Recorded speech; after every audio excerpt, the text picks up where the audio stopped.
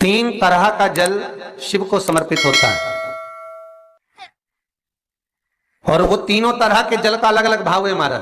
पहला जल सादा, घर से पानी लेकर गए, जल लेकर गए, शंकर को चढ़ाया, वो हमने घर का अपना एड्रेस बता दिया, भगवान शिव को जल चढ़ाकर अपने आनंद के लिए शंकर से कुछ प्राप्त कर लिया। दूसरा जल, जल के कलश में थोड़ा सा इत्र डालकर शंकर को जब समर्पित करते हैं तो महाराज घर में अगर कोई व्यक्ति बहुत रोगीला है, बहुत रोगीला, एक शिव महापुराण में, स्कंद पुराण में, नर्मदा पुराण में, भविष्य पुराण में, अग्नि पुराण में, नारद पुराण में, बरहा पुराण में, वामन पुराण में जितनी चीजें लिखी गई है एक एक प्रैक्टिकल कर देखो तो शिव महापुराण, स्कंद पुराण का यह भाव याद करिए कि एक लोटे पानी में इत्र मिलाकर, जल में इत्र मिलाकर, बहुत रोगीला व्यक्ति, बहुत बीमार व्यक्ति है, एक लोटा पानी उसका हाथ का स्पर्श कराकर शंकर को चढ़ाना प्रारंभ कर दीजिए। महाराज केवल 5 या 7 दिन चढ़ाओ और वो 7 दिन के बाद में उस बीमार व्यक्ति का क्रम देखिए कि उसमें कितना आराम लगा है। औषधि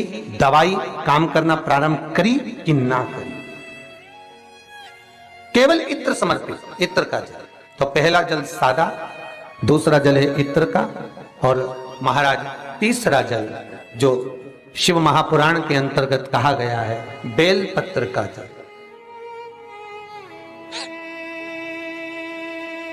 तीसरा जो जल है वो बेलपत्र का जल है। बेलपत्र का जल कैसा?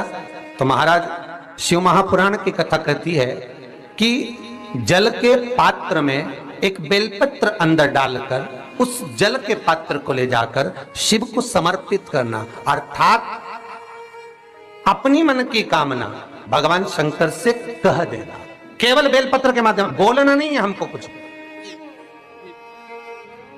हमें कुछ कहना नहीं है।